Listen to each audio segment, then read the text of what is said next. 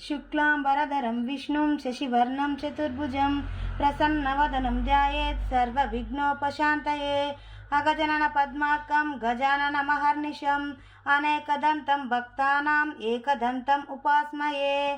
ॐ घं गणपतये नमः। ॐ घं गणपतये नमः।